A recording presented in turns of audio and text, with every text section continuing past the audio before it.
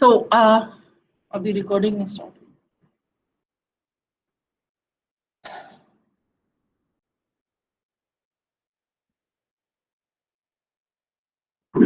Okay, so class आज की हमारी क्लास में हम requirement engineering which was the very first and the most STLC, आज हम उसको स्टडी करेंगे। रिक्वायरमेंट इंजीनियरिंग में कुछ थोड़ा बहुत हमने पिछले लेक्चर में भी देखा था कि we collect all the requirements of the user, what our software system is suppose to do. हम इस तरह की सारी रिक्वायरमेंट्स कलेक्ट करते हैं अपने क्लाइंट से, अपने स्टेक होल्डर से एंड एवरीवन, ठीक है।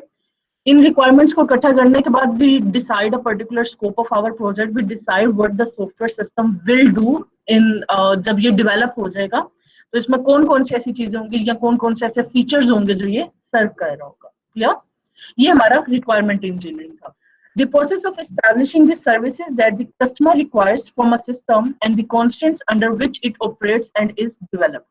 तो हम अपने कस्टमर से बेसिकली उसकी तमाम तर रिक्वायरमेंट्स ले रहे हैं, उन रिक्वायरमेंट्स के जितने कॉन्स्टेंट्स हैं। बाय कॉन्स्टेंट्स भी मीन के फॉर एग्जांपल हम लाइब्रेरी मैनेजमेंट सिस्टम की एग्जांपल लेते आए हैं, तो अगर हम उसी को देखें तो हम कहते हैं कि लाइब्रेरी मैनेजमेंट सिस्टम में एक स्टूडेंट बुक इशू करवा सकता है बाय प्रोवाइडिंग हिज और her ID card, university university ID card provide करके एक स्टूडेंट जो है वो एक बुक इशू करवा सकता है। अब ये जो बुक इशू करना है ये एक फीचर है, ये एक रिक्वायरमेंट है that student can issue a particular book. जो आईडी कार्ड है ये कॉन्स्टेंट है, स्टूडेंट बुक सिर्फ और सिर्फ उस केस में इशू करवा सकता है जिस केस में उसके पास यूनिवर्सिटी का आईडी कार्ड होगा। क्लियर? तो ये जितना ये कंप्लीट प्रोसेस है उसको हम कहते हैं जी requirement engineering. The requirements themselves are the descriptions of the system, services, and constraints that are generated during the requirement engineering process. So basically, after collecting all of these data, ये तमाम की तमाम feature requirements or whatever the type of the requirements are और उनके constraints जमा करने के बाद, after collecting all of these, हम एक particular format में अपनी requirements को enlist कर देते हैं और ये हमारा process होता है जी requirement engineering process. Class, any questions still here in the requirement engineering process? Anyone? Any questions? Clear है? Yes, clear. Okay. क्वेश्चन आता है कि व्हाट इज अ रिक्वायरमेंट। अभी वैसे तो हम बहुत हद तक इसका जो है वो कॉन्सेप्ट डेवलप कर चुके हैं कि एक रिक्वायरमेंट है क्या, but this is a proper definition. It may range from a high level abstract statement of a service or of a system constraint to a detailed mathematical functional specification. For example अब इसमें वो ये बात कर रहा है कि आपको रिक्वायरमेंट आती है कैलकुलेटर की, लेट से कि आपने एक कैलकुलेटर डिजाइन करना है। अब कैलकुलेटर में आपके पास साइंटिफिक कैलकुलेटर है लेट से, और उसमें डिफरेंट फॉर्मूलाज हो सकते हैं, मे बी वो बाइनरी टू हेक्सा में कन्वर्जन्स करता हो। अब आपको पता है कि जो नंबर सिस्टम्स है उसमें एक नंबर सिस्टम से दूसरे नंबर सिस्टम में कन्वर्ट होने के लिए डिफरेंट रूट्स अवेलेबल होते हैं। बाइनरी से हेक्स में जाना है तो आप डायरेक्ट भी जा सकते हो और आप डेसिमल से होते हुए भी जा सकते हो। तो आपके पास रिक्वायरमेंट इस तरह से भी कोई स्टेट कर सकता है कि just develop a number system calculator जो बाइनरी टू हेक्स कन्वर्जन करता हो। अब वो आपकी अपनी मर्जी है कि आप उसको डायरेक्ट कन्वर्ट करते हो या डेसिमल से होते हुए कन्वर्ट करते हो, it's up to you. But on the other hand एक क्लाइंट रिक्वायरमेंट इस तरह से भी दे सकता है कि develop a number system calculator for binary and hexadecimal, जिसमें binary to hex direct convert होता हो without the involvement of the decimal part. Clear? So आपकी जो रिक्वायरमेंट है वो डिटेल्ड भी हो सकती है और वो एब्स्ट्रैक्ट भी हो सकती है। एब्स्ट्रैक्ट का मतलब जिसमें आपको क्लाइंट सर्टेन चीजों पर रिस्ट्रिक्ट नहीं कर रहा है, या वो अपर लेवल रिक्वायरमेंट, आप उसकी इन डेप्थ डिटेल में नहीं गए, आप एल्गोरिथमिक डिटेल में नहीं गए, या आप उसकी मैथमेटिकल डिटेल्स में नहीं गए। Is that clear?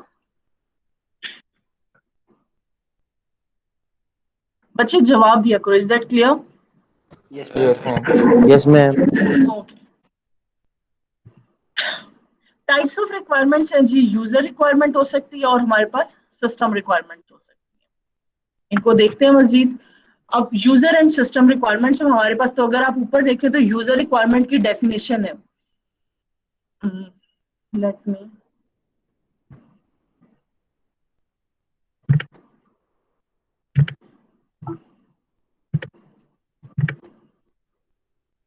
Okay, so we have a user requirement that states the Mentcare system, ये कोई सा system है, shall generate monthly management reports showing the cost of drugs prescribed by each clinic during the particular month. ये भी एक user की requirement है, मतलब ये आपके क्लाइंट की या आपके जो भी आपका एंड यूजर है जो यूज करने जा रहे हैं, यूज की रिक्वायरमेंट है कि जो सिस्टम है वो हर मंथ पे जितनी ड्रग्स प्रिस्क्राइब हुई हैं बाय ईच क्लिनिक उनकी वो कॉस्ट की एक रिपोर्ट जनरेट कर दे। ये यूजर की रिक्वायरमेंट। इसी का कोरस्पॉन्डिंग हमारे पास सिस्टम की अगर आप रिक्वायरमेंट देखें तो सिस्टम की रिक्वायरमेंट है on the last working day of each month a summary of drugs prescribed, there cost and the prescribing clinics shall be generated.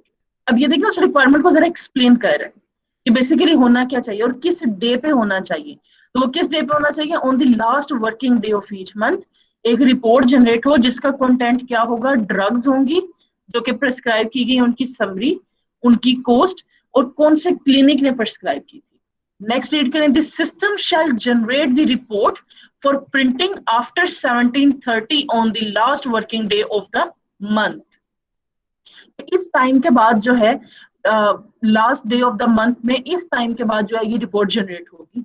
Next, a report shall be created for each clinic and shall list the individual drug names, the total number of prescriptions, the number of doses prescribed and the total cost of the prescribed drug। अब ये वो कह रहा है कि report जो generate होगी वो एक रिपोर्ट उसमें क्लिनिक वाइज भी होगी।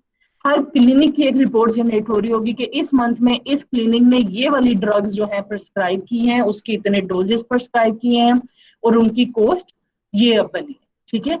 Next, if drugs are available in different dose units, 10, 20, etc., separate reports shall be created for each dose unit.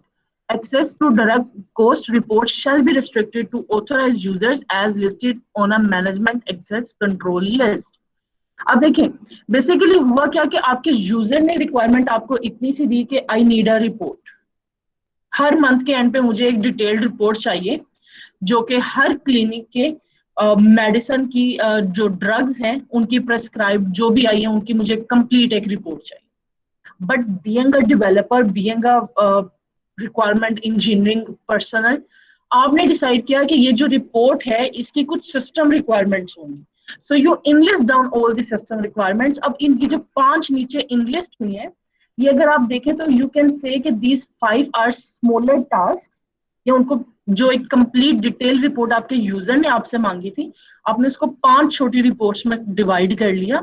इन 5 को मिला के आप जब अपने यूजर को भेजेंगे तो वो एक कंप्लीट मंथली रिपोर्ट बन जाती है। क्लियर? सो बेसिकली आप इस तरह से यूजर और सिस्टम रिक्वायरमेंट को डिफरेंशिएट करते हैं। जरूरी नहीं कि हर यूजर रिक्वायरमेंट के कोरस्पॉन्डिंग आपकी 5 सिस्टम रिक्वायरमेंट्स ही निकले, किसी के कोरस्पॉन्डिंग 2 निकल सकती है, 3, किसी के कोरस्पॉन्डिंग 10 भी आ सकती है। It's up to you or up to your user। basically आप बैठते हो लंबी चौड़ी brainstorming sessions, discussions and everything and then you come up with these set of requirements। clear? कोई लिमिट नहीं, बिल्कुल clear जी class? Yes ma'am। okay। अच्छा, readers of different types of requirement specification. तो जो हमारी यूजर रिक्वायरमेंट है, जो हमारे लेवल की जो रिक्वायरमेंट है जिसको हमने ब्रेक डाउन नहीं किया, जो हमारे पास क्लाइंट के पास से आई, उन रिक्वायरमेंट को आप दिखाते हैं अपने मैनेजर्स को, अपने सिस्टम के एंड यूजर्स को। मतलब एंड यूजर को कोई कंसर्न नहीं है कि आपने उसको ब्रेक डाउन किस तरह से किया। And user is only interested in the final outcome, उसको सिर्फ फाइनल आउटकम चाहिए। फाइनल एंड यूजर को दिखाएंगे client engineers, contract managers, system architect etcetera. ये वो तमाम आपके सिस्टम के वो वाले स्टेक होल्डर्स हैं जिनको आपके सिस्टम की इनसाइडर कॉम्प्लेक्सिटीज में इंटरेस्ट नहीं है, जिनको ये इंटरेस्ट नहीं है कि आप अपने सिस्टम में ये वाला काम करने किस तरह से जा रहे, उनको सिर्फ ये इंटरेस्ट है कि आपके सिस्टम के आउटकम क्या है। ये अगर ये तमाम के तमाम आपके सिस्टम के वो स्टेक होल्डर्स। सिस्टम रिक्वायरमेंट्स देखें तो system and and users, system and users, client engineer, system architect, software developers. ये अब डेवलपर्स और ये वो वाले आपके जो स्टेक होल्डर्स आ गए कि जिनको अब इंटरेस्ट है कि आप बेसिकली एक पर्टिकुलर काम को करने कैसे जा रहे हो। तो सिस्टम आर्किटेक्ट ऑफ कोर्स वो आपकी डिजाइन के लिए वो होगा, आपके उसने डिजाइन करना है, तो he should know about the both the user and the system requirement. इसलिए आप देखेंगे कि वो दोनों में आया होगा, सिस्टम आर्किटेक्ट। इसी तरह आपके पास जो इंजीनियर है, जो क्लाइंट साइड इंजीनियर है, उसको भी आपके डिजाइन इंप्लीमेंटेशन दोनों चीजों का पता होना चाहिए कि आपकी यूजर सिस्टम क्या है, वो भी आपने देखा है, वो भी दोनों में है। लेकिन आपके जो क्लाइंट मैनेजर्स हैं, they are only interested in the final product. उनको नहीं कंसर्न कि आप उसको शॉर्ट में सिस्टम एंड पे उसको किस तरह से लेके जा रहे हो, आप उसको डिजाइन किस तरह कर रहे हो, आपकी कौन सी मेथोडोलॉजी है, या आपका आर्किटेक्ट कौन सा लगा, या आपके कौन कौन से आपने इनर आर्टिफैक्ट्स ऐड किए। They don't care, they only care about the interface जो उनको दिख रहा है आपकी एप्लीकेशन का, और जो आपकी एप्लीकेशन आउटपुट जनरेट कर रही है। ठीक है जी। Yes, ma'am. फिर हमारे पास रिक्वायरमेंट्स आ जाती हैं functional and non functional requirements. Basically हमारे पास पहले हमने रिक्वायरमेंट्स को कहा कि रिक्वायरमेंट्स दो तरह की होती हैं, यूजर रिक्वायरमेंट और यूजर रिक्वायरमेंट्स आप अपनी सिस्टम रिक्वायरमेंट्स निकाल लो। ठीक है, ये यहाँ पर ये अब मेन टाइप्स आ गई रिक्वायरमेंट की, कि हर रिक्वायरमेंट जो है वो या फंक्शनल होती है या वो नॉन फंक्शनल होती है। फंक्शनल और नॉन फंक्शनल रिक्वायरमेंट्स है क्या? तो फंक्शनल रिक्वायरमेंट्स हम कहते हैं statements of services the system should provide, how the system should react to inputs, and how the system should behave in certain situations. Functional requirements may state what the system should not do. अब basically functional requirement है जी, book issue होनी चाहिए, this is a functional requirement. Books का जो है वो stock manage होना चाहिए, लाइब्रेरी मैनेजमेंट सिस्टम में बुक्स का स्टॉक मैनेज होना चाहिए। लाइब्रेरी मैन के जो एम्प्लॉयज हैं उनका डेटा मेंटेन होना चाहिए, उनकी अटेंडेंस लगनी चाहिए, समथिंग लाइक दैट। ये सब की सब हमारी फंक्शनल रिक्वायरमेंट्स है। तो फंक्शनल रिक्वायरमेंट्स मेनली स्टेट्स कि what a system should do, और इन सम scenarios functional requirements may state what a system should not do. For example, in library management system, a requirement may state that a student cannot or shall not be able to issue a book if he or she does not have a university ID card. समझ लगी? So sometimes requirements may tell you what the system should not do. तो ये एक ऐसे scenarios होते हैं जो कि आपके कह लो कि एग्जिस्ट करते हैं, तो उनको ओवरकम करने के लिए आप अपनी रिक्वायरमेंट्स दे देते हो कि ये सिनेरियो हो तो सिस्टम इस तरह बिहेव नहीं करेगा। अच्छा, फंक्शनल रिक्वायरमेंट्स में आप अक्सर ये भी बता देते हो कि सिस्टम बिहेव क्या करेगा। फॉर एग्जांपल, आपने लाइब्रेरी मैनेजमेंट सिस्टम में आप लॉग इन करते हो, आपका पासवर्ड फर्स्ट टाइम रॉन्ग होता है तो सिस्टम क्या करेगा, सेकेंड टाइम रॉन्ग होता है तो सिस्टम क्या करेगा, थर्ड टाइम रॉन्ग होता है तो सिस्टम क्या करेगा। ठीक है, ये बिहेवियर बता रहा है कि अगर 3 दफा पासवर्ड इनकरेक्ट हो गया किसी का, देन आपको वो आ जाता है कि कॉन्टेक्ट योर एडमिनिस्ट्रेटर, और maybe contact your university, और maybe your library head और लाइब्रेरी एडमिन, समथिंग इस तरह का कुछ आपके पास जो है वो एक डिटेल आ जाती है। इसको हम कहते हैं कि जी ये हमारे पास फंक्शनल रिक्वायरमेंट है। तो वंस अगेन समराइज कर रही हूँ मैं फंक्शनल रिक्वायरमेंट को, कि ये एक्सप्लेन करती है what the system should do and how the system will or shall react in a certain scenario, or what a system should not do. Clear? Clear जी online वालों? Yes, ma'am. Okay, non-functional requirements.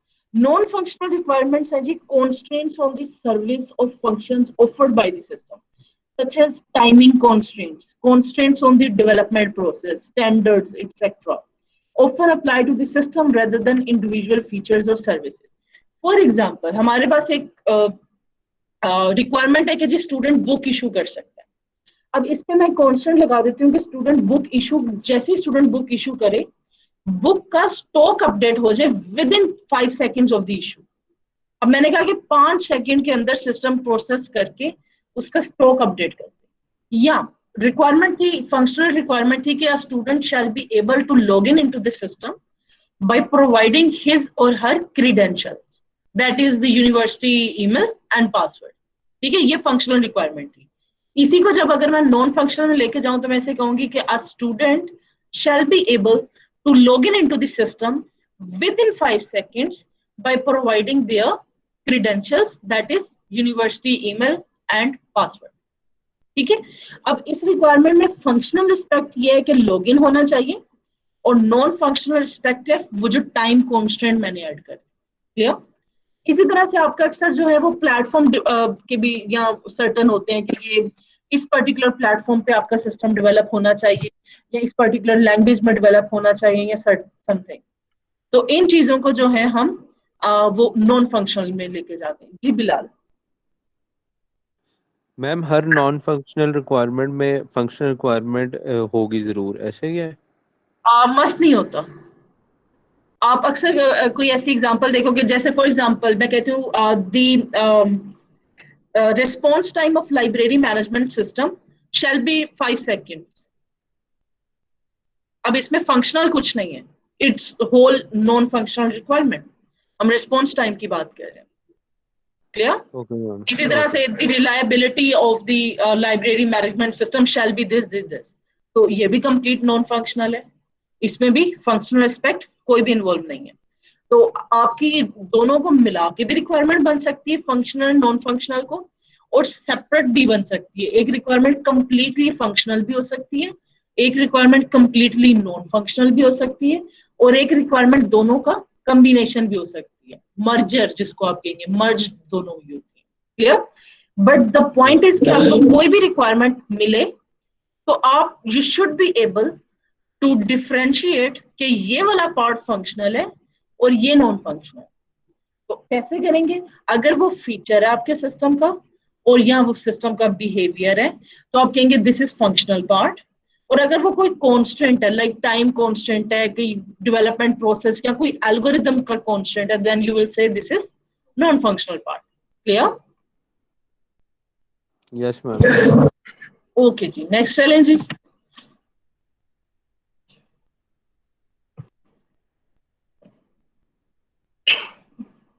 अब ये उसी की आपको functional requirements बताई हैं जो हमने पीछे एमएचसी पीएमएस का सिस्टम देखा है। तो a user shall be able to search the appointment list for all clinics. ठीक है, ये फीचर है सिस्टम का, this is a feature, this is telling us what the system should do. तो what the system should do, system should show a list of all the appointments for all particular clinics, ठीक है। Next, this system shall generate each day for each clinic a list of patients who are expected to attend appointment that day. This is again a system feature. This is again telling us what the system should do. It's telling us that a system shall generate a particular report of all the patients that are being scheduled on a particular day. Yeah. Next, each staff member using the system shall be uniquely identified by his or her 8-digit employee number. Now, this is again telling us what the system should do. This is telling us the system should identify a particular user or particular whatever by recognizing their 8-digit employee number, right? So these all are functional requirements because these all are stating what the system should do or will do, right? Clear, class? Yes, ma'am. Yes, ma'am. Okay. Non-functional requirements. These define system properties and constraints, just like I have stated before and I have given you the example, like reliability, response time, storage requirements. Constraints are I/O device, capability, system, representations, etc. I/O means input-output devices. सबको पता है ना? Non-functional requirements may be more critical than functional requirements. If these are not met, this system may be useless. अब यहाँ पे हमने पहले भी मैंने आपको ये एग्जांपल दिया है, तो I am repeating that particular example. So a functional requirement states that a student shall be able to log in into the system by providing his or her credentials, that is university email address and password. ये functional requirement. ये आपने fulfil कर दी, आपका system जो है वो student का email और पासवर्ड लेके उसको लॉगिन कर देता है. आपकी नॉन फंक्शनल रिक्वायरमेंट है the login process shall take 5 seconds. Shall take 5 seconds, right? अब आपकी नॉन फंक्शनल कंप्लीट नहीं है बट फंक्शनल कंप्लीट है, विच मीन्स आपका स्टूडेंट जो है वो अपना आईडी और पासवर्ड देता है, लॉगिन पे क्लिक करता है and it takes like 2 to 3 hours for the system to log in into the system. Functional requirement तो कंप्लीट हो गई आसान से। अच्छा सर चलो ठीक है ओके सर इशू तो नहीं सर दोनों नहीं थैंक यू सर जज़ाकल्लाह। अच्छा तो अब हमारी फंक्शनल रिक्वायरमेंट तो कंप्लीट हो गई कि हमारा स्टूडेंट जो है वो सिस्टम में लॉगिन हो सकता है, लेकिन हमारी नॉन फंक्शनल कंप्लीट नहीं हुई which was स्टेटिंग with in 5 second. Basically हमारी जितनी क्रूशियल फंक्शनल रिक्वायरमेंट्स होती है उससे कहीं ज्यादा क्रूशियल हमारी नॉन फंक्शनल रिक्वायरमेंट्स होती है। उसकी रीजन ये नॉन फंक्शनल रिक्वायरमेंट्स हमारे सिस्टम की एफिशिएंसी, उसकी इफेक्टिवनेस, उसकी रिलायबिलिटी, उसके रिस्पॉन्स टाइम, उसके थ्रूपुट, इन चीजों को डिफाइन करें। तो नहीं आउटपुट फंक्शनल में आ रही है, लॉगिन होना चाहिए, ओके प्रोफाइल आएगी, दिस इज फंक्शनल रिक्वायरमेंट।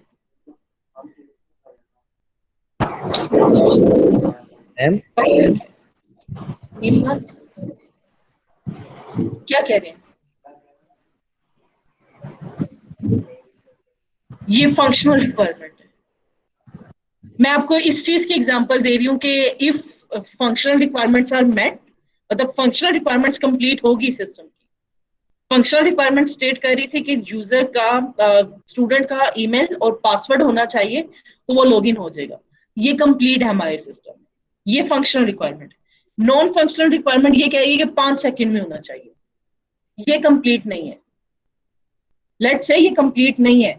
यहाँ पे ये पॉइंट रीड करो सेकंड वन। सेकंड पॉइंट कह रहा है कि non functional requirements may be more critical than functional requirements. More critical का मतलब ये है कि ये ज्यादा रिस्की या ज्यादा इंपॉर्टेंट है। ये इंपॉर्टेंट है, इंपॉर्टेंट ज्यादा है, इनकी इंपॉर्टेंस ज्यादा है। क्यों ज्यादा है? क्योंकि अगर ये रिक्वायरमेंट्स कंप्लीट नहीं होती तो सिस्टम यूजलेस हो सकता है। अब ये चीज मैं एक्सप्लेन करने की कोशिश कर रही हूँ इस स्टूडेंट आईडी वाली लाइब्रेरी मैनेजमेंट सिस्टम के लॉगिन के थ्रू। तो आई एम सेइंग कि आपने फंक्शनल रिक्वायरमेंट कंप्लीट कर दी कि आपका स्टूडेंट जो था वो लॉगिन हो गया, ठीक है, उसने दिया, लेकिन नॉन फंक्शनल थी, with in this particular time limit होना चाहिए, उस टाइम लिमिट में नहीं हुआ, तो would you use a system को जो आपको लॉगिन करने में 2-3 घंटे लगा रहा हो? फिर तो नॉन फंक्शनल कंप्लीट होगी ना। We are talking about this scenario जिसमें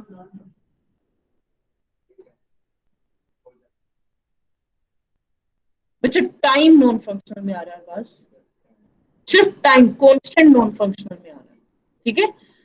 टाइम नॉन फंक्शनल में आ रहा है, फीचर फंक्शनल में आ रहा है, ठीक है। तो एक्चुअली सेइंग हियर कि अगर आपकी फंक्शनल रिक्वायरमेंट्स एक सिस्टम की कंप्लीट हो भी जाती है लेकिन उसकी नॉन फंक्शनल कंप्लीट नहीं होती, तो there is a high chance that your software system will be useless. Clear class? Any ambiguities और any confusions in this particular? Ma'am जी प्लीज। मैम की जो डेटाबेस है ये भी नॉन फंक्शनल में आएगा ना? रिक्वायरमेंट बोले डीबी की। जी मैम। कोई रिक्वायरमेंट बोले। मैम जो डेटाबेस होती है सिस्टम की, हॉस्पिटल सिस्टम का डेटाबेस जो है। नहीं बच्चा देखिए, अगर तो आपको डेटा स्टोर करने का कहा गया है, दिस सिस्टम शैल बी जी जी। Storing the data of employees and etcetera, तो ये यस तो मैम। फंक्शनल है, ये तो फंक्शनल है। अगर आपसे कहा जाता है एमएस एसक्यूएल डीबी में या पर्टिकुलर इसमें और इतनी इसकी स्टोरेज कैपेसिटी होगी, तो फिर वो नॉन फंक्शनल है। Okay, thank you ma'am. Okay, any other questions class? जी। टाइम, कैपेसिटी, स्टोरेज, सर्टन आपके प्लेटफॉर्म का अगर कोई डिपेंडेंसी कोई इस तरह की कॉन्स्टेंट आ जाता है, आपकी रिलायबिलिटी, आपके रिस्पॉन्स टाइम्स, आपके थ्रूपुट्स, ये सब के सब नॉन फंक्शनल में आते हैं। आपके सिस्टम की स्पीड क्या होगी, इस तरह की जितनी चीजें ये नॉन फंक्शनल है। जी class, any question still here? Clear है जी सबको? Okay, let's move. अच्छा जी, नॉन फंक्शनल की क्लासिफिकेशन है जी, प्रोडक्ट की रिक्वायरमेंट्स हो सकती हैं, वो ऑर्गेनाइजेशनल हो सकती हैं और वो एक्सटर्नल हो सकती है। लेट्स सी, प्रोडक्ट की रिक्वायरमेंट्स ये है कि विच स्पेसिफाई कि आपके जो सिस्टम की है वो स्पीड क्या होगी, उसकी रिलायबिलिटी की, ये वो वाली है जो हमने अभी डिस्कस की है। जो अभी हमने डिस्कस किया वो बेसिकली प्रोडक्ट की रिक्वायरमेंट्स थी, प्रोडक्ट की नॉन फंक्शनल रिक्वायरमेंट्स थी, ठीक है। तो इसमें तो आपको कंफ्यूजन नहीं होनी चाहिए, अगर किसी को कंफ्यूजन है तो वो अभी पूछ ले। Confusion, anyone? Online class, any confusions? ठीक है मैम। Okay. Organizational requirements ये हैं कि which are consequences of organizational policies and procedures. For example, process standards, used implementation requirements, etc. etc. For example, एक organization है वो एक certain Android platform पे काम करती है, तो ये एक ऐसी नॉन फंक्शनल रिक्वायरमेंट है जो कि ऑर्गेनाइजेशन की है। उस ऑर्गेनाइजेशन के पास कोई भी सिस्टम आता है, उसने उसी पर्टिकुलर प्लेटफॉर्म पर डेवलप करना है, ये एक रिक्वायरमेंट हो सकती है। कुछ स्टैंडर्ड्स होते हैं आपके जो आपके सॉफ्टवेयर सिस्टम्स को हम टेस्ट करने के लिए तरफ चलिए। अब मेरी क्लास में नहीं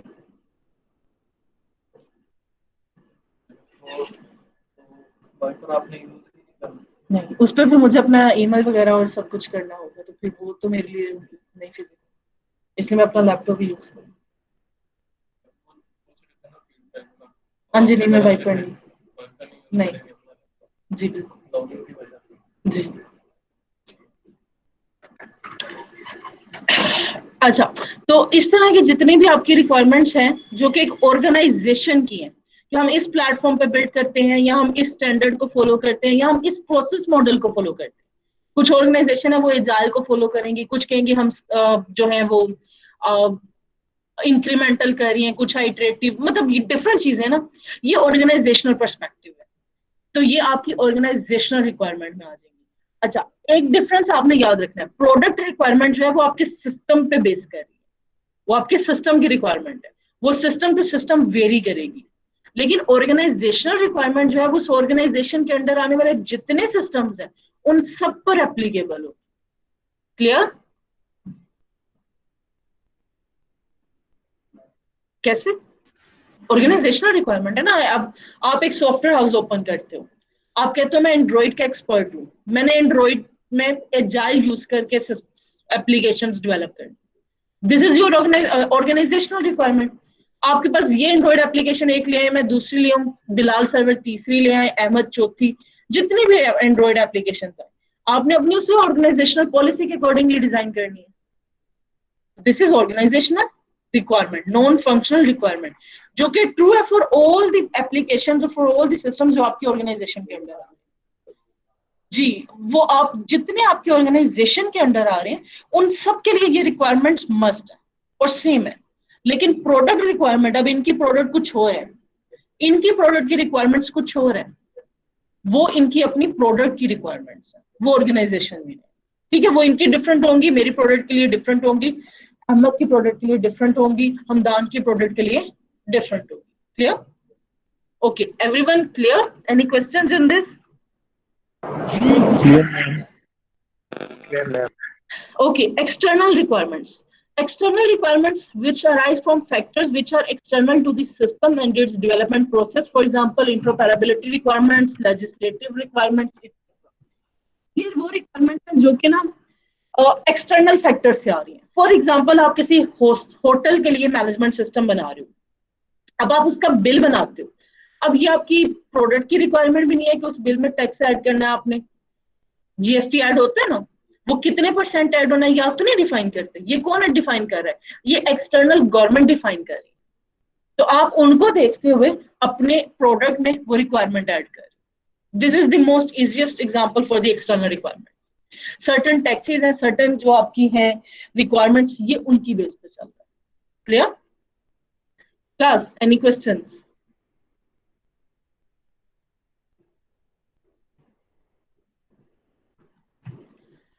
Product requirement of example दे रहा जी, the MHC PMS shall be available to all clinics during normal working hours, और working hours ने define कर दिए Monday to Friday 8:30 to 17:30.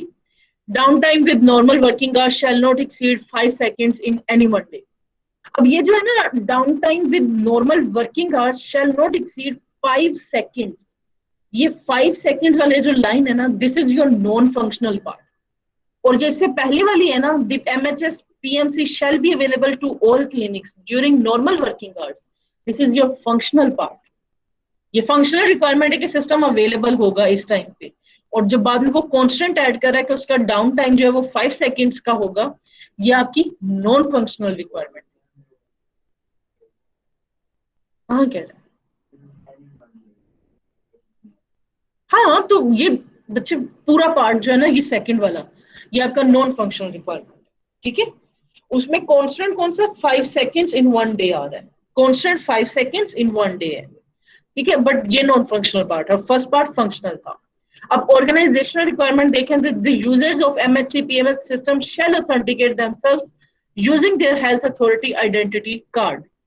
अब ये कोई एक ऐसी ऑर्गेनाइजेशन है जो मेडिकल सिस्टम्स बिल्डअप कर रही है, तो ये अब ये इनकी ऑर्गेनाइजेशन की रिक्वायरमेंट है कि हमारा सॉफ्टवेयर सिस्टम जिसने यूज करना है, ये क्लिनिक्स के लिए बनाया हुआ है। आपको अभी तक पता चल गया होगा कि क्लिनिक्स के लिए, क्योंकि हर रिपोर्ट क्लिनिक के लिए जनरेट हो रही है, तो किसी भी क्लिनिक ने अगर इनका सिस्टम यूज करना है तो वो पहले अपना हेल्थ अथॉरिटी का आइडेंटिटी कार्ड लेके अपने आप को ऑथेंटिकेट करवाएंगे। अब ये ऑर्गेनाइजेशन की रिक्वायरमेंट है कि उनका जो सॉफ्टवेयर है वो पब्लिकली अवेलेबल नहीं है, वो फ्रीली अवेलेबल नहीं है, बल्कि अगर आपने वो यूज करना है तो उसके लिए आप पहले ऑथेंटिकेट होंगे, और once your authentication is done only then you are able to use their particular software system. हाँ जी, ये ऑर्गेनाइजेशन रिक्वायरमेंट है ना, वो क्योंकि उनके मेडिकल ओरिएंटेड सॉफ्टवेयर सिस्टम्स है, सो दे आर सेइंग कि ये मेडिकल ओरिएंटेड सॉफ्टवेयर सिस्टम, इनमें क्लिनिक्स का डेटा, देखिए ना कॉन्फिडेंशियल डेटा है, हर किसी को तो नहीं अवेलेबल कर सकते वो, तो इसलिए वो ऑथेंटिकेशन ले रहे हैं। तो this is organizational requirement. Then external requirement आप देखें तो the system shall implement patient privacy provisions as set out in 8-10-03-2006 print.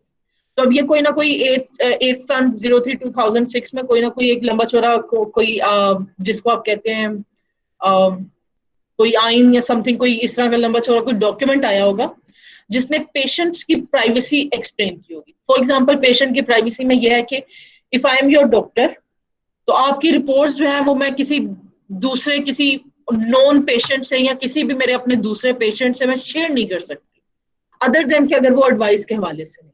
आपने अक्सर देखा होगा कि एक डॉक्टर जो है वो अपने पेशेंट्स की फाइल जो है वो कॉन्फिडेंशियल होती है, तो doctor is not allowed to share those files with others, right. ये प्राइवेसी का, पेशेंट प्राइवेसी में एक रूल है कि डॉक्टर पेशेंट का रिकॉर्ड शेयर नहीं कर सकता। इसी तरह से अगर आपने देखा हो तो अगर जितने भी आपकी प्रिडिक्टरी सिस्टम्स चल रहे होते हैं या जितने भी आपके इस तरह के, वो ट्रेन जब होते हैं तो वो उसमें पेशेंट का डेटा नहीं होता, उसमें सिर्फ उनकी डिजीज का डेटा और उनके सिम्टम्स का डेटा होता है, बट पेशेंट का अपना डेटा कोई नहीं होता। You can not say this particular person has this particular disease because ये इस डेटाबेस में लिखी हुई। या समझ लगी जी? जी class, any question still here? Any confusions in these particular product, organizational and external requirements? एक एग्जांपल आपकी स्लाइड में लिस्ट है और एक मैंने आपको ड्यूरिंग लेक्चर दे दिया, ठीक है। इसके अलावा बेशतर एग्जांपल्स हो सकती हैं, आप लोग उनको एक्सप्लोर कर सकते हो। जी ऑनलाइन क्लास, एनी क्वेश्चंस?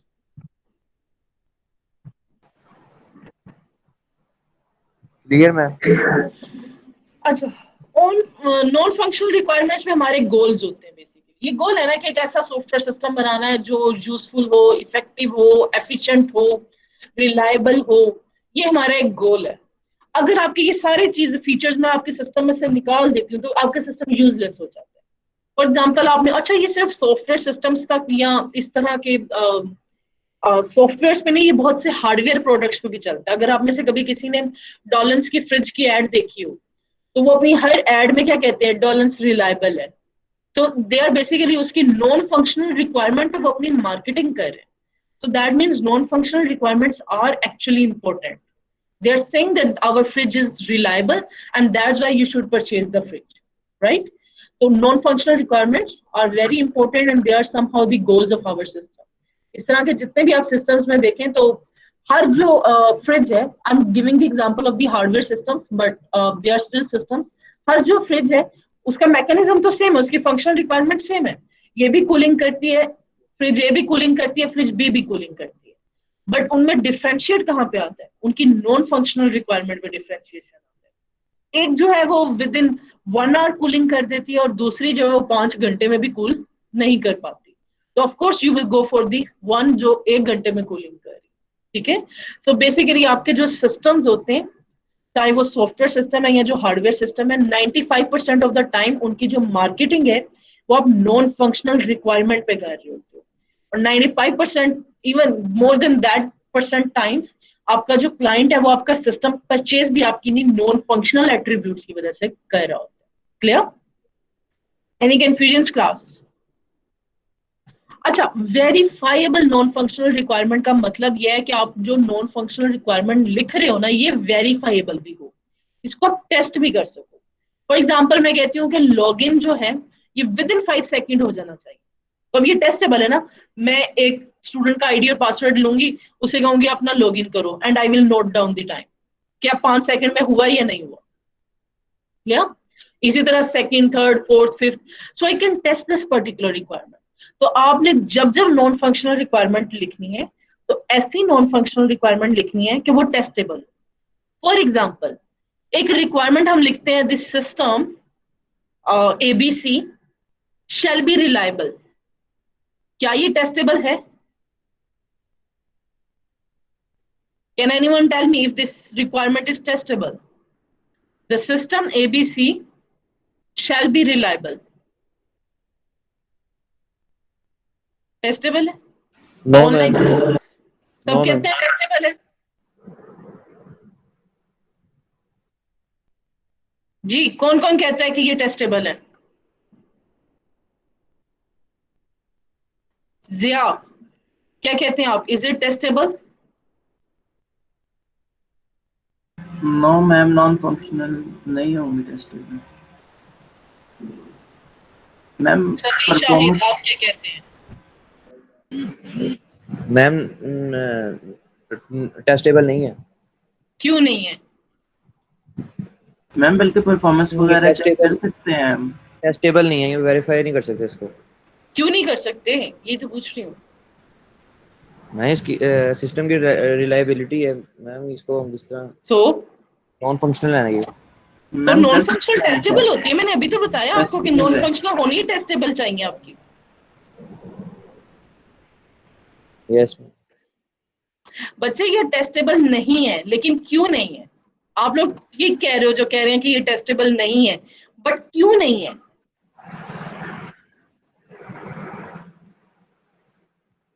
ये टेस्टेबल इसलिए नहीं है अल्लाह के बंदो क्योंकि मैंने इसका रिलायबिलिटी का टाइम नहीं बताया। आई डिडंट मेंशन कि किस टाइम के लिए रिलायबल होनी चाहिए। आया एक दिन में 24 घंटे के लिए रिलायबल होनी चाहिए या 20 घंटे के लिए या 12 घंटे के लिए रिलायबिलिटी इनफ है? मैंने टाइम नहीं बताया। हो सकता है आपके लिए रिलायबिलिटी हो कि एक दिन में 24 घंटे रिलायबल चलती रहे तो रिलायबल है, आपके लिए रिलायबिलिटी हो कि एक दिन में 16 घंटे भी गुजार जाए मेरी फ्रिज तो मेरे लिए रिलायबल है। किसी थर्ड पर्सन के लिए रिलायबिलिटी कुछ और हो। तो I haven't defined the reliability कि रिलायबिलिटी का टाइम क्या होगा। तो अगर मैंने टाइम डिफाइन नहीं किया तो वो टेस्टेबल नहीं है। Yes ma'am. ठीक है, इसी तरह अगर मैं कहती हूँ the library management system shall be responsive, is it testable? जी सभी, is it testable? The library management system shall be responsive. कितने टाइम में मैम? हाँ पूछें, बिल्कुल तक नहीं है जब तक मैं ये नहीं बताती कि इसका रिस्पॉन्स टाइम 5 सेकंड्स 10 कितना होना चाहिए, यस तब मैम। तक रिक्वायरमेंट टेस्टेबल नहीं है। तो नहीं आप हो सकता। जितनी भी नॉन फंक्शनल रिक्वायरमेंट्स को इनलिस्ट करें, ऑलवेज मेक श्योर कि वो रिक्वायरमेंट्स जो है वो टेस्टेबल है। अगर वो टेस्टेबल नहीं है, वो वेरीफाइबल नहीं है, तो then it's a wrong requirement, वो एम्बिगुअस रिक्वायरमेंट है, वो आपके बाद में जो है मसला जनरेट करेगी आपके। और इस तरह की रिक्वायरमेंट्स हम एक्सेप्ट नहीं करते जो कि टेस्टेबल ना हो। Each and every requirement should be testable. Clear जी? Yes ma'am, clear. अब देखें ये यूजेबिलिटी रिक्वायरमेंट है, this system should be easy to use by medical staff. अब देखें इसने रिस्ट्रिक्ट किया है कि मेडिकल स्टाफ के लिए इजी टू यूज होना चाहिए and should be organized in such a way that user errors are minimized. अब नीचे देखें, medical staff shall be able to use all the system functions after 4 hours of training. अभी इसने उसको explain कर दिया, अब ये टेस्टेबल हो गई। पहले वाले में वो कह रहा था कि the system should be easy, पहले में वो गोल डिफाइन कर रहा था। एक गोल ये है कि सिस्टम जो है इजी टू यूज हो तमाम मेडिकल स्टाफ के। नीचे आगे उसने नॉन फंक्शनल में जब उसको टेस्टेबल बनाया तो उसने कहा 4 घंटे की ट्रेनिंग दी जाए तमाम तर स्टाफ को, फिर उस स्टाफ के लिए जो सिस्टम है वो इजी टू यूज होगा। 4 घंटे की ट्रेनिंग के बाद वो सिस्टम स्टाफ के लिए इजी टू यूज होगा। ये बिल्कुल इस तरह जिस तरह जब आप लोग नए आते हो तो हम आपकी एक ओरिएंटेशन में आपको स्लेट और जीमेल और ये सब कुछ चलाने की छोटी सी ट्रेनिंग देते हैं। After this training the average number of errors made by experienced users shall not exceed 2 per hour of system use। अब इसमें वो मिनिमाइजेशन के जो ऊपर उसने गोल डिफाइन किया ना, ये उसको अब टेस्टेबल बना रहा है। ये कह रहा है कि अब 4 घंटे की ट्रेनिंग लेने के बाद अब जब स्टाफ सिस्टम यूज करेगा तो जो एरर्स जनरेट होंगे वो 1 घंटे में 2 से ज्यादा नहीं होने चाहिए। 1 घंटे में 2 से ज्यादा नहीं होने चाहिए जी। उसने नॉन फंक्शनल उसको टेस्टेबल बना दिया। अब आप ये देख सकते हो कि आपको मैंने 4 घंटे की ट्रेनिंग दी मेडिकल स्टाफ को, अब मैंने आपको सिस्टम यूज करने बिठा दिया। अगर 1 घंटे में आपकी एरर 2 से ज्यादा है, 2 से ज्यादा है तो मेरी ये रिक्वायरमेंट फेल हो गई। दैट मीन्स मेरे सिस्टम ने ये रिक्वायरमेंट फुलफिल नहीं की। लेकिन अगर 1 घंटे में आपके एरर्स 2 या 2 से कम रहते हैं, दैट मीन्स मेरी नॉन फंक्शनल रिक्वायरमेंट कंप्लीट हो गई, फुलफिल हो गई। ये टेस्टेबल आ गया ना। पहले तक काम जहां तक एरर्स आर मिनिमाइज्ड, मिनिमाइज्ड क्या है, मे बी आपके लिए मिनिमाइज 5 हो, इनके लिए 10 हो, मेरे लिए 15 हो, क्या है मिनिमाइज। तो गोल में तो हमने बता दिया कि मिनिमाइज हो, लेकिन जब हम उसको टेस्टेबल नॉन फंक्शनल रिक्वायरमेंट जब हमने उसकी लिखी, फिर हमने उसको टेस्टेबल बनाया, उसको वेरीफाइएबल बनाया। रहेगी नॉन फंक्शनल ही रहेगी, लेकिन एक ऐसी रिक्वायरमेंट है जो आपने फुलफिल नहीं की। ठीक है, इट मीन्स कि आपको अपने सिस्टम को मजीद एफिशिएंट बनाना है, आपको अपने सिस्टम पर मजीद काम करना है। एक जी, अच्छा, matrix for specifying non functional requirements, ये कुछ मैट्रिक्स है। मतलब अगर आप सिस्टम की स्पीड डिफाइन कर रहे हो तो it's non functional requirement. System का कोई डेटा का या कोई स्टोरेज का साइज बता रहे हो तो इट्स नॉन फंक्शनल। उसका ईज ऑफ यूज बता रहे हो तो इट्स नॉन फंक्शनल। रिलायबिलिटी बता रहे हो, रोबस्टनेस, पोर्टेबिलिटीज एक्सेट्रा, तो ये सारी की सारी चीजें आपकी आ जाएंगी फंक्शनल की, सॉरी सिस्टम की नॉन फंक्शनल में। यूजर्स ऑफ रिक्वायरमेंट डॉक्यूमेंट कौन कौन होते हैं जी? ये सिस्टम के कस्टमर्स होते हैं, मैनेजर्स हैं, इंजीनियर्स हैं, आर्किटेक्ट्स होंगे, इंजीनियर्स होंगे, मेंटेनेंस इंजीनियर्स होंगे, डेवलपर्स होंगे, एवरीवन जो जो सिस्टम में इन्वॉल्व है, उन तमाम का आप जो रिक्वायरमेंट एक डॉक्यूमेंट बनाओगे जिसमें आप बेसिकली ये रिक्वायरमेंट्स लिखोगे, उसमें आप बताओगे कि ये यूजर रिक्वायरमेंट है, ये सिस्टम रिक्वायरमेंट्स हैं, ये फंक्शनल है, ये नॉन फंक्शनल है, ये ऑर्गेनाइजेशनल है, ये एक्सटर्नल है, ये प्रोडक्ट है, ये आप तमाम रिक्वायरमेंट्स लिस्ट करके एक डॉक्यूमेंट बनाओगे। वो डॉक्यूमेंट इन तमाम तक जाएगा, ये तमाम उस डॉक्यूमेंट को रीड करेंगे और फिर कॉन्ट्रैक्ट डिजाइन होंगे और वो साइन होंगे। ये जो IEEE का हम स्टैंडर्ड फॉलो करते हैं उसके अकॉर्डिंगली जो आप डॉक्यूमेंट बनाओगे रिक्वायरमेंट्स का, उसका फॉर्मेट ये होगा कि उसका वो चैप्टर 1 होगा, उसका प्रीफेस इंट्रोडक्शन लिखोगे, ग्लोसरी आपको पता है, फिर यूजर रिक्वायरमेंट्स की डेफिनेशन आप लिखोगे, सिस्टम का आर्किटेक्चर बताओगे, उसकी रिक्वायरमेंट स्पेसिफिकेशन। रिक्वायरमेंट स्पेसिफिकेशन में ये होता है कि आप अपनी रिक्वायरमेंट्स को इनलिस्ट करोगे, फिर सिस्टम के मॉडल्स कौन कौन से हैं, एवोल्यूशन, और फिर अपेंडिसेस एंड देन इंडेक्स। ये सिर्फ आपको डॉक्यूमेंट का पैटर्न बता रहा है कि आपके डॉक्यूमेंट में ये वाली हेडिंग्स होंगी। क्लियर? Class, any questions?